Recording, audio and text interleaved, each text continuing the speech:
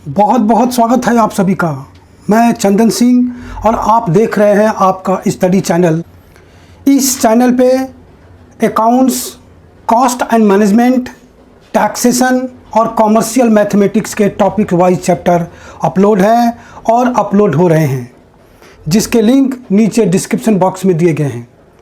कृपा करके इसका बेनिफिट आप खुद भी लें और शेयर करके औरों को भी दें।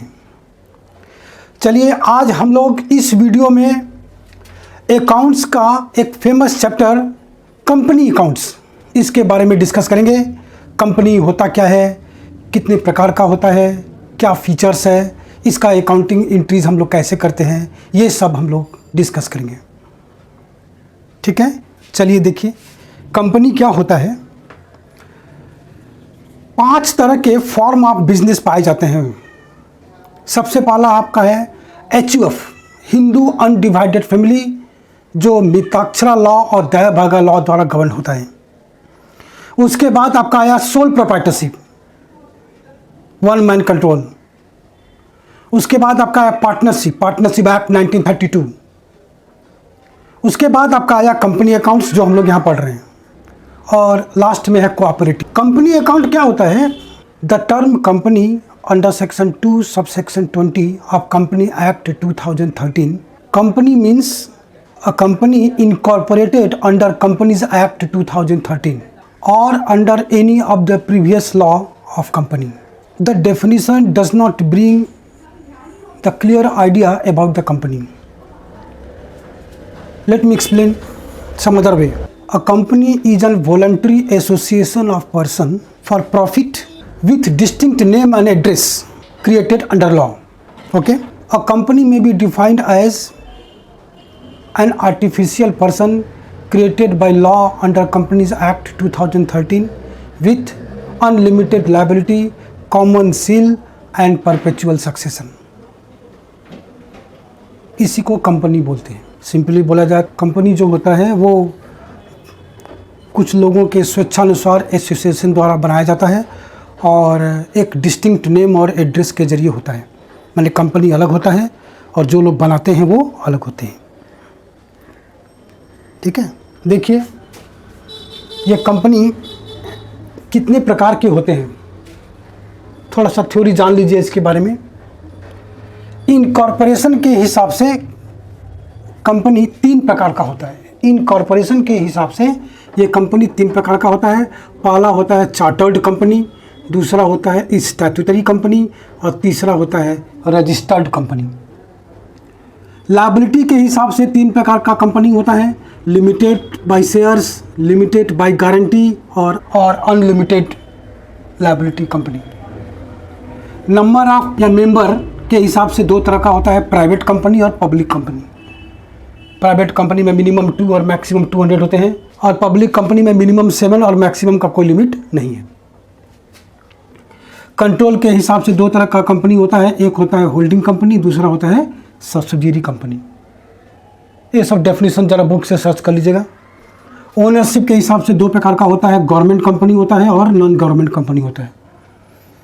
और भी कई तरह का होता है, foreign company, investment company, financial company, हाँ ये देखिए, और नॉन प्रॉफिट कंपनी ETC, और भी कई तरह के होते हैं। थोड़ी इसकी प्रॉपर्टीज़ के बारे में डिस्कस करिए तो कंपनी क्या होता है आपको समझ में आएगा।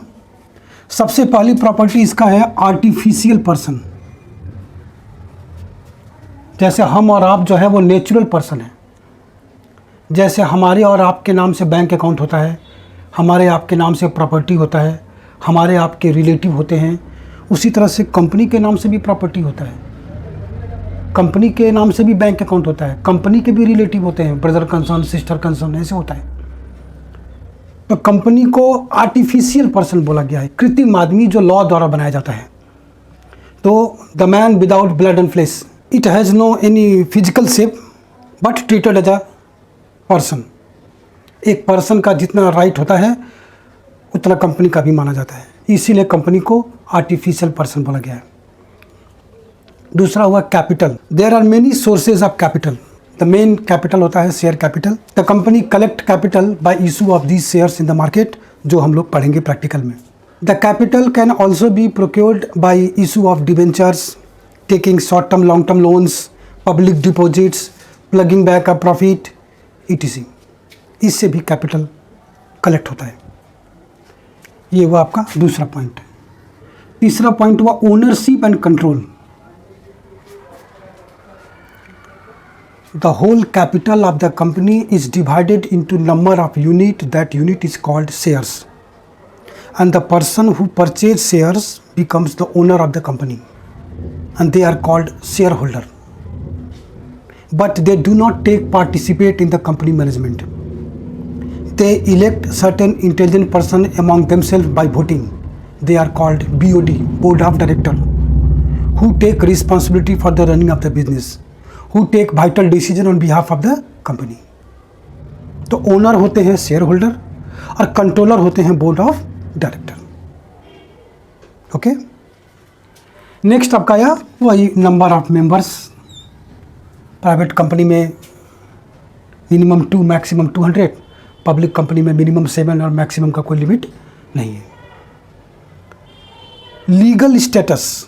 लीगल स्टेटस का मतलब होता है ऐसा कोई भी बिजनेस जो कानून के नज़र में हो, उसको लीगल स्टेटस बोलते हैं। कोई भी बिजनेस कानून के नज़र में तभी आएगा जब उसका रजिस्ट्रेशन होता है। कंपनी का भी जब रजिस्ट्रेशन हो जाएगा, if company get registration by fulfill all the necessary requirement for registration, then company get legal status. If company get legal status, it means company and owner of company are two different things. माने company अलग हो जाता है और share holder अलग हो जाता है। Share holder can sue on company by whatever the reason or any problem, and company can sue on the shareholder. ये होता है after registration, after getting legal status. Next आपका आया लिमिटेड लायबिलिटी। लिमिटेड लायबिलिटी मतलब if company suffer from loss, then what ever the capital invested become zero by the owner, and private property of the owner are not liable for the डेप्ट of the company. Private liability of the owner, that is share holders, are not liable for the डेप्ट of the company. मतलब liability of the shareholder are limited to the cost of the share. जैसे partnership business में liability unlimited था, मतलब personal property of the partner are also liable for the डेप्ट of the partnership business. ये खतरनाक provision था उसमें, लेकिन इसमें ऐसा नहीं है। इसमें कंपनी के ओनर होते हैं शेयर होल्डर, लेकिन उनका प्राइवेट प्रॉपर्टी कंपनी के डेप्ट के लिए लाइबल नहीं होता है। परपेचुअल सक्सेशन नेक्स्ट है। A company enjoy perpetual succession because it has independent life apart from its member. It is a corporate body separate from its member. It means the death of member does not affect the life of the company. The member will come and go, but company will go on like a floating river. Partnership business में ऐसा नहीं होता था। Partnership business में 2 partner हैं, एक अमीर दास है, एक गरीब दास है। अमीर दास लुढ़का, तो गरीब दास बेचारा को बिजनेस बंद करके सारा पैसा अमीर दास के भी बच्चों को देना पड़ेगा, उसका जो हिस्सा है। लेकिन कंपनी में ऐसा नहीं होता है। कंपनी में फ्लड आया, 10,000 मेंबर मर गए, लेकिन कंपनी बंद नहीं होगा। उन लोग का जो लीगल हायर है वो लोग मेंबर बन जाएंगे। मतलब डेथ और नेचुरल कैलामिटीज़ कंपनी के लाइफ को अफेक्ट नहीं करता है। It has a perpetual succession, इसका अस्तित्व अनंत रहता है। परपेचुअल सक्सेशन मतलब इसका जो अस्तित्व है वो अनंत है, बहुत समय तक होता है। नेक्स्ट है आपका कॉमन सील। कॉमन सील मतलब अभी हम लोग पढ़े कि company is an artificial person without flash and body, उसका कोई फिजिकल शेप नहीं है। जैसे हम और आप किसी से पैसा लेते हैं या कोई ट्रांजैक्शन करते हैं या लेन देन करते हैं तो हम लोग डॉक्यूमेंट लिख सकते हैं, साइन कर सकते हैं। But the company is artificial person, he can't write, he can't sign on the document. तब क्या होगा? तब उसके बिहाफ में बोर्ड ऑफ डायरेक्टर लोग डॉक्यूमेंट बनाएंगे, लिखेंगे और एक कॉमन सील बनाया जाता है, स्टैम्प, कॉमन सील जिसको बोलते हैं। When that seal is attached to the document it means company has signed on the document and accepted your offer. उस कॉमन सील को भी लगाने के लिए किसी पर्टिकुलर बोर्ड ऑफ डायरेक्टर को अथॉरिटी होता है, वो कॉमन सील लगा के अपना साइन करेगा, तब जाके उस सील का वैल्यू होगा। तो कंपनी के पास कॉमन सील होता है क्योंकि वो साइन नहीं कर सकता, ठीक है, इसीलिए कॉमन सील बनाया जाता है। उसके बाद शेयर ऑफ प्रॉफिट हुआ। कंपनी में जो भी प्रॉफिट होता है वो शेयर होल्डर को डिविडेंड के रूप में डिस्ट्रीब्यूट होता है। कुछ पार्ट कंपनी खुद रख लेती है और कुछ पार्ट डिविडेंड के रूप में शेयर होल्डर लोग को डिस्ट्रीब्यूट कर देती है। दो तरह के शेयर्स होते हैं, इक्विटी शेयर और प्रेफरेंस शेयर। प्रेफरेंस शेयर्स को एक फिक्स रेट ऑफ डिविडेंड मिलता है और इक्विटी शेयर का डिविडेंड एनुअल जनरल मीटिंग में जो डिसीजन होता है उसके हिसाब से डिस्ट्रीब्यूट होता है, ठीक है। और ये है रजिस्टर्ड ऑफिस, ये बहुत इम्पॉर्टेंट है। हर कंपनी का एक रजिस्टर्ड ऑफिस होना ज़रूरी है, नहीं तो वैलिड नहीं होगा। Each and every company has a registered office. तो ये कुछ इसकी प्रॉपर्टीज़ हैं जिससे आपको यह आइडिया लगा होगा कि कंपनी क्या होता है। अब आइए हम लोग अपना धंधा में आते हैं। हम लोग पढ़ रहेंगे issue of shares. What do you mean by issue of shares? The collection of capital in the books of company through issue of shares is known as issue of share. The collection of capital by company by sale of its share to public known as issue of shares. Company market में share बिक्री करके जो capital collect करती है उसी को बोलते हैं इशू ऑफ शेयर्स। ये दो प्रकार का होता है, एक होता है कैश कंसिडरेशन और दूसरा होता है other than cash consideration. Cash consideration का मतलब शेयर इशू करके कंपनी पैसा ले लिया। हम लोग कंपनी के बुक में एंट्री करेंगे, शेयर इशू करके कंपनी ने पैसा ले लिया, उसको बोलते हैं कैश कंसिडरेशन। दूसरा होता है अदर देन कैश कंसिडरेशन, माने कंपनी ने बिल्डिंग खरीदा, प्लांट खरीदा, फर्नीचर खरीदा, स्टॉक खरीदा, उसके बदले में शेयर दे दिया, इसको बोलते हैं अदर देन कैश कंसिडरेशन। एक एक करके पढ़ेंगे सब। पहले हम लोग पढ़ते हैं ये कैश कंसिडरेशन। ये दो प्रकार का होता है। कंपनी जो शेयर्स को बिक्री कर रही है उसका सारा पैसा एक बार में मंगा लेगी, तो एंट्री होगा bank account debit to share capital. ऐसे सिंपल प्रोप्राइटरशिप में होता है cash account debit to capital, partnership में होता है cash account debit to partner capital, company में होगा cash account debit to share capital, क्योंकि कंपनी का शेयर कैपिटल होता है, किंतु कंपनी में कैश नहीं होता है, सारा ट्रांजैक्शन बैंक के जरिए होता है, इसलिए एंट्री होगा bank account debit to share capital. ठीक है, सारा पैसा एक बार में मंगा लेगी। जैसे मान लो 1 लाख शेयर्स है कंपनी का, 10 रुपया करके उसका दाम है, माने 10 लाख कैपिटल है।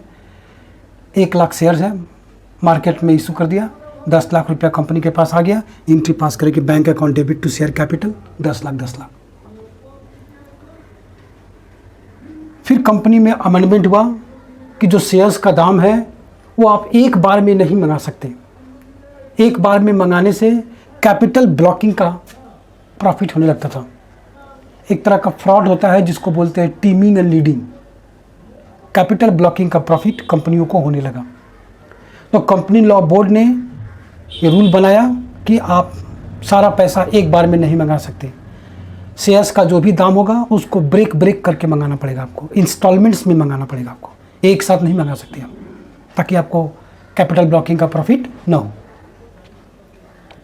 तो कंपनी जो इंस्टॉलमेंट में पैसा मंगाती है जनरली उसका 4 नाम होता है: share application, share allotment, share first call, share final call. Generally 4 call होता है, 3 भी हो सकता है, application, allotment, first and final call. 5 भी हो सकता है, application, allotment, first call, second call, final call. लेकिन जनरली 4 कॉल होता है, ये इसका नाम है। तो ये जो application, allotment, first call, final call, ये जो नाम है ये पैसा मंगाने का एक जरिया है, एक मीडिया है। अपने अकाउंट्स में ये सब जितना से डेबिट होगा उतना से क्रेडिट होकर कैंसिल हो जाएगा।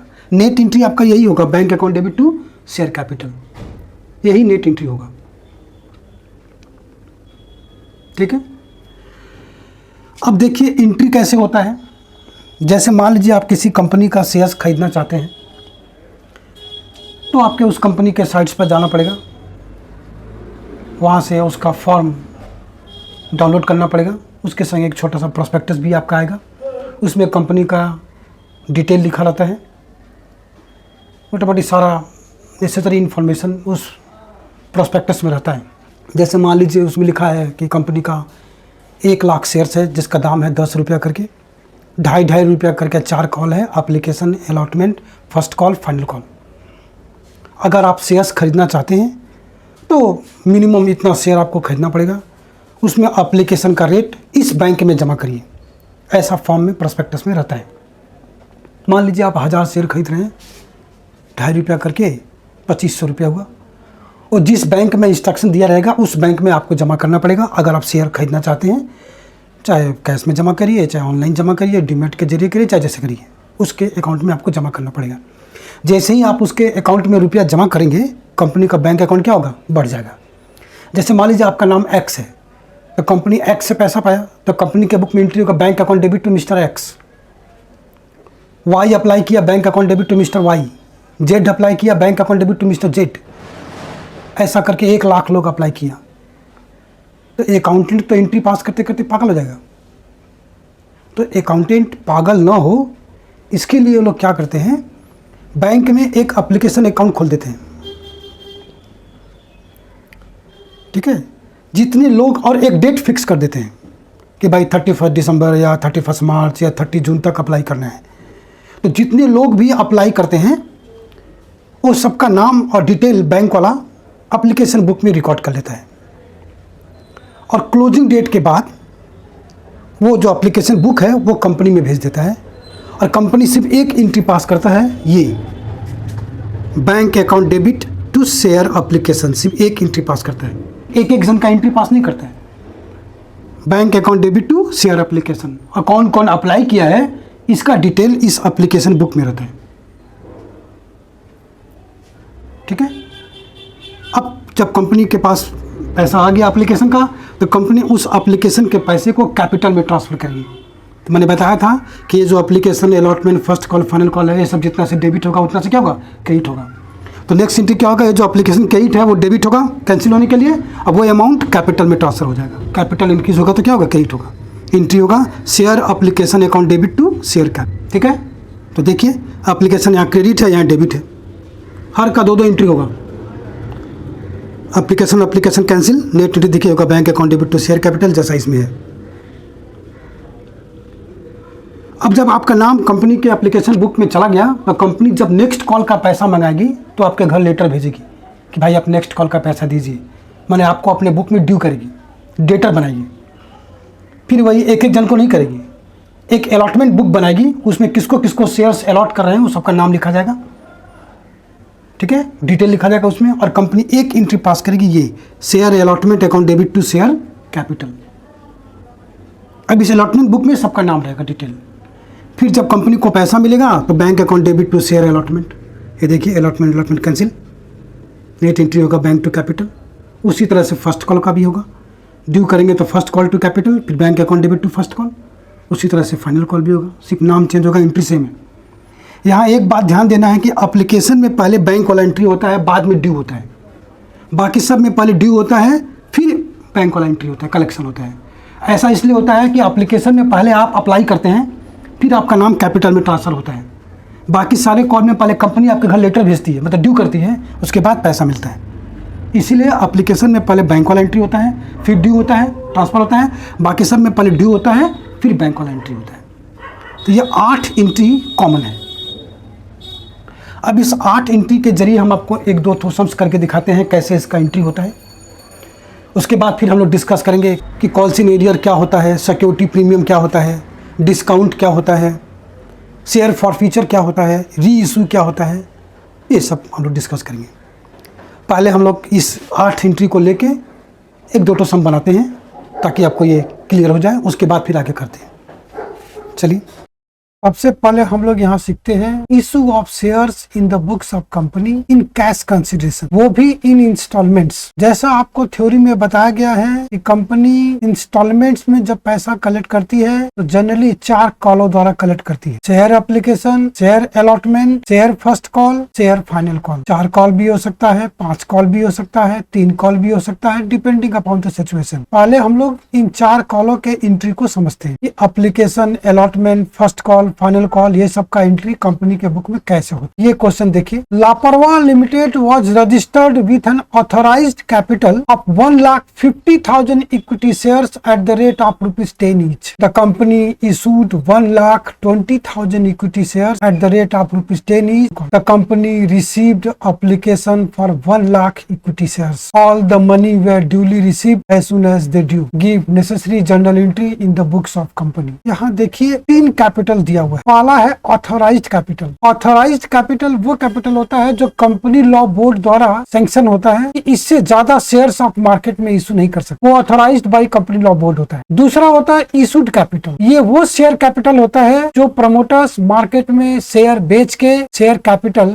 कलेक्ट करना चाहते हैं। और तीसरा होता है सब्सक्राइब कैपिटल। ये वो शेयर कैपिटल होता है जो शेयर्स मार्केट में एक्चुअली बिक्री होता है या सब्सक्राइब होता है। तो पहला एंट्री जो होता है वो सब्सक्राइब कैपिटल पर ही होता है, कितने रुपए का एप्लीकेशन आया। आपको बताया गया है कि पहला एंट्री होता है bank account debit to equity share application. Company एक एप्लीकेशन होल्डर का नाम नहीं लिखती है, कंपनी एक रजिस्टर मेंटेन करती है जिसका नाम है शेयर एप्लीकेशन बुक। पहले डिटेल में वहां रिकॉर्ड होता है और फिर एक सिंगल जर्नल एंट्री पास होता है bank account debit to equity share application. Preference होगा तो bank account debit to preference share capital होगा। कुछ नहीं बोलेगा, जनरल शेयर बोलेगा तो इक्विटी शेयर होगा। यहाँ पे इक्विटी शेयर बोला है इसलिए पहला एंट्री होगा bank account debit to equity share application account. Date दिया रहेगा तो डेट भी लिख देंगे, डेट तो दिया नहीं है।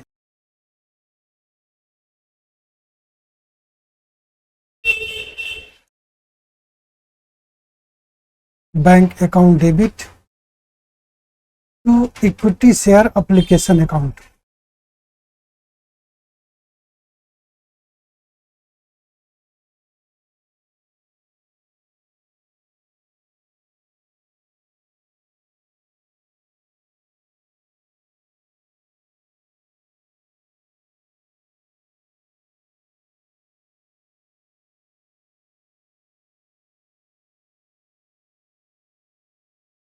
एप्लीकेशन आया है 1,00,000 इक्विटी शेयर्स का, ₹2 करके। यहाँ ऐसे ब्रैकेट में आप दिखा भी सकते हैं, नहीं भी दिखा सकते हैं। 2,00,000 रुपीज।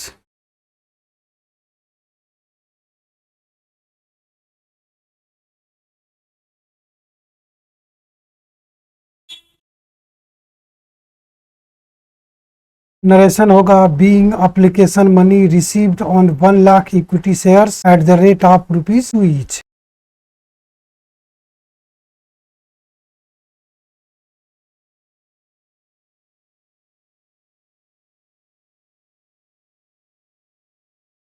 अब नेक्स्ट एंट्री होगा, इस एप्लीकेशन मनी को हम लोग इक्विटी शेयर कैपिटल में ट्रांसफर कर देंगे। एंट्री होगा equity share application account debit.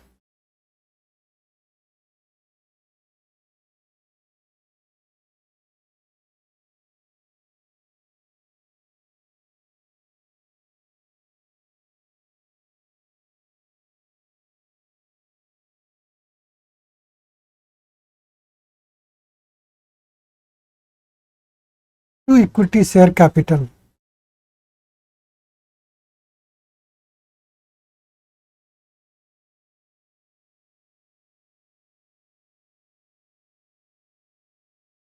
ये एप्लीकेशन जितना से क्रेडिट हुआ है उतना से डेबिट होकर कैंसिल हो जाएगा।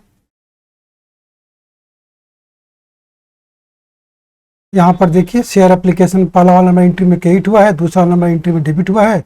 ये दोनों कैंसिल होके लेट एंट्री हो जाएगा bank account debit to equity share capital. इसका नरेशन होगा being application money receive on 1,00,000 equity shares at the rate of ₹2 each. ये जो ऊपर है वो तो होगा ही।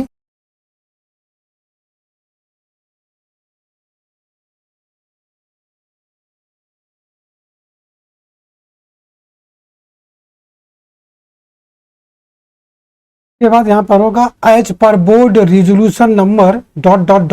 डेटेड। कंपनी में जितना भी वाइटल डिसीजन होता है उसके लिए मीटिंग बुलाया जाता है, मीटिंग में वोटिंग होता है, वोटिंग में जो डिसीजन होता है उसको एक जगह लिखा जाता है, उसको रिजोल्यूशन बोलते हैं, उसका एक नंबर होता है, वो यहाँ पे दिया जाता है। तो कैपिटल कंपनी का एक वाइटल डिसीजन है, इसके बदले में जो भी डिसीजन लिया जाएगा उसका रिजोल्यूशन पास होगा, वो रिजोल्यूशन नंबर यहाँ पे दिया जाता है। दिया है तो ठीक है, नहीं तो हम लोग डैश डैश डैश कर देंगे। एग्जामिनर को ये बताएंगे कि हम लोग को पता है कि रिजोल्यूशन पास होता है। तो जहां जहां शेयर कैपिटल होगा वहां पे हम लोग ये लास्ट में नरेशन में ऐड कर देंगे, as per board resolution number dot dot dot dated dot dot dot. अब अलॉटमेंट का एंट्री करते हैं। एंट्री होगा equity share allotment account debit to equity share capital.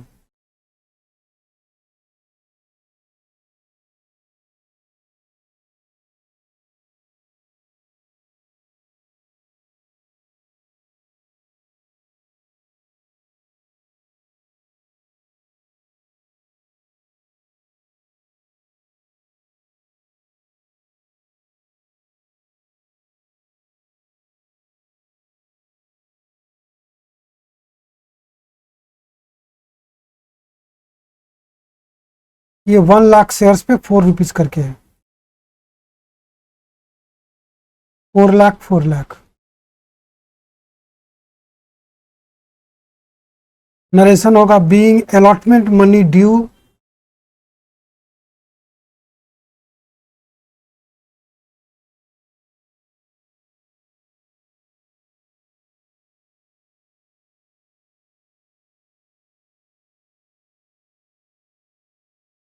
On 1 lakh equity shares at the rate of ₹4 each.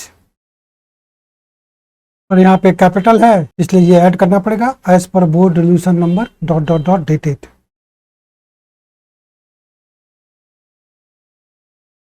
उसके बाद allotment का पैसा रिसीव होगा, एंट्री होगा bank account debit to equity share allotment.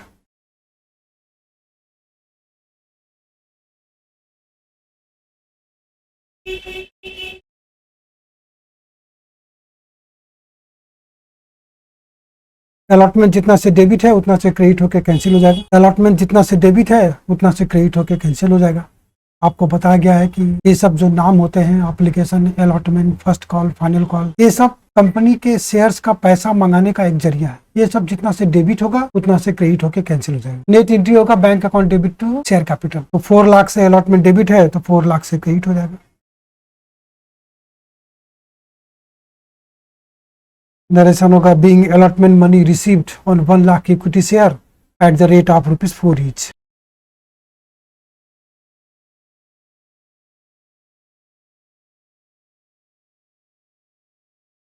पहले आपको बताया गया है कि एप्लीकेशन में पहले बैंक वाला एंट्री होता है, फिर ड्यू होता है। बाकी जितना भी कॉल का एंट्री होगा वो सब में पहले ड्यू होगा फिर रिसीव होगा। इसीलिए देखिए एप्लीकेशन में पहले बैंक वाला एंट्री हुआ है, फिर ड्यू होके कैपिटल में ट्रांसफर हुआ है। अलॉटमेंट में देखिए पहले ड्यू हुआ है, कॉल किया गया है, उसके बाद पैसा मिला है। फर्स्ट कॉल का एंट्री भी सेम ऐसे ही होगा जैसा इस अलॉटमेंट का हुआ है। ये दोनों एंट्री सिर्फ नाम चेंज हो जाएगा। यहाँ पे अलॉटमेंट है, अब जो करने जाएंगे वहां हो जाएगा equity share first call. Entry same होगा, equity share first call account debit to equity share capital.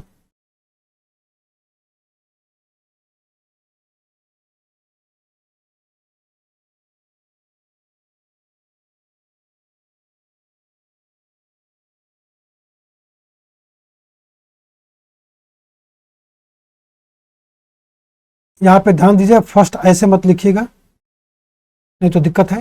To equity share capital account, ये ड्यू एंट्री है। लेटर भेजा जाएगा सबके घर में, भाई आप लोग फर्स्ट कॉल का पैसा दीजिए।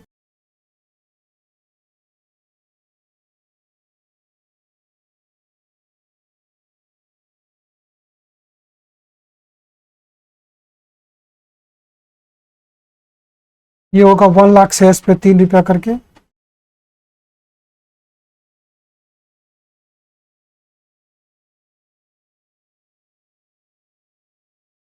₹3 लाख। इसका नरेशन भी सेम होगा जैसे अलॉटमेंट का ड्यू वाला हुआ था, सिर्फ नाम चेंज हो जाएगा। Being first call money due on 1 lakh equity shares at the rate of ₹3 each. अब चूंकि कैपिटल है इसलिए लास्ट में ऐड करना पड़ेगा, as per board resolution number dot dot dot dated dot dot dot.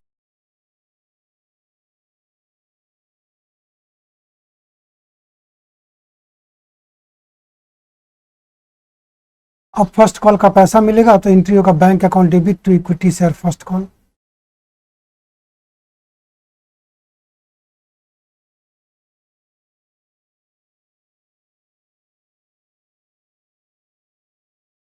First call जितना से डेबिट है उतना से क्रेडिट होकर कैंसिल हो जाएगा, 3 लाख रुपया।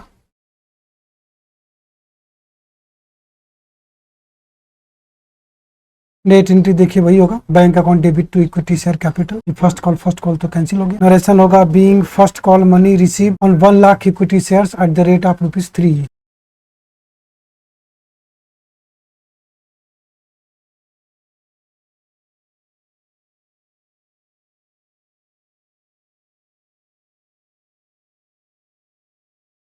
जैसे हम लोग फर्स्ट कॉल का ये दोनों एंट्री किए थे, ड्यू और रिसीव का, ठीक वैसे ही फाइनल कॉल का भी होगा। सिर्फ फर्स्ट कॉल की जगह फाइनल कॉल हो जाएगा और अमाउंट 1 लाख शेयर्स पे 3 रुपया के बदले 1 लाख शेयर्स पे 1 रुपया करके हो जाएगा। एंट्री सेम होगा। Equity share final call account debit to equity share capital.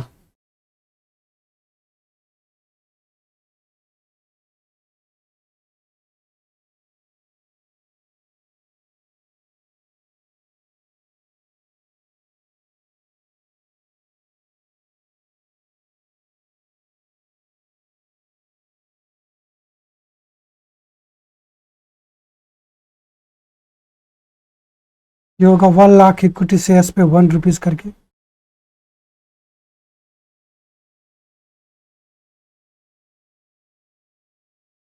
₹1,00,000। Narration same होगा जैसे फर्स्ट कॉल का ड्यू वाला नरेशन हुआ था। फर्स्ट कॉल की जगह फाइनल कॉल हो जाएगा। Being final call money on 1 lakh equity shares at the rate of ₹1 each as per board resolution number ... dated.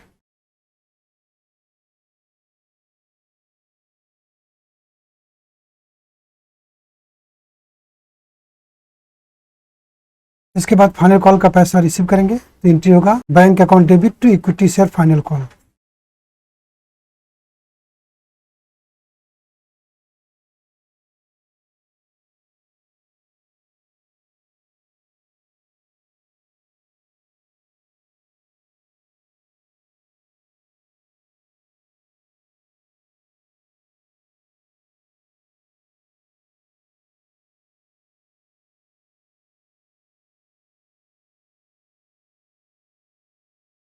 Final call जितना से डेबिट हुआ है उतना से क्रेडिट होकर कैंसिल हो जाएगा।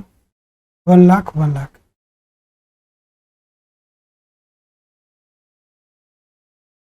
नरेशन होगा being final call money received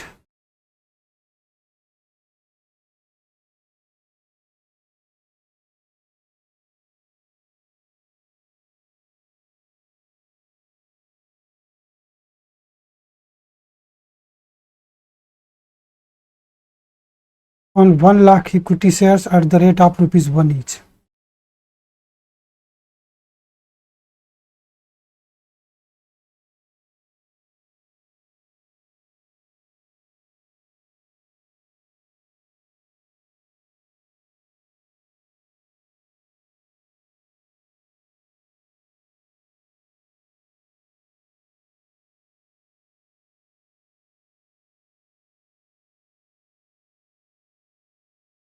तो इस तरह से 8 एंट्री होता है, 2 एप्लीकेशन का, 2 अलॉटमेंट का, 2 फर्स्ट कॉल का, 2 फाइनल कॉल का, ड्यू का रिसीव का, ड्यू का रिसीव का। एप्लीकेशन में पहले रिसीव होता है फिर ड्यू होता है, बाकी सब कॉल में पहले ड्यू होता है फिर रिसीव होता है। ठीक है, अब हम लोग करेंगे अगर एक्सेस एप्लीकेशन आ जाए तो उसका एडजस्टमेंट कैसे करें, लेकिन नेक्स्ट वीडियो में।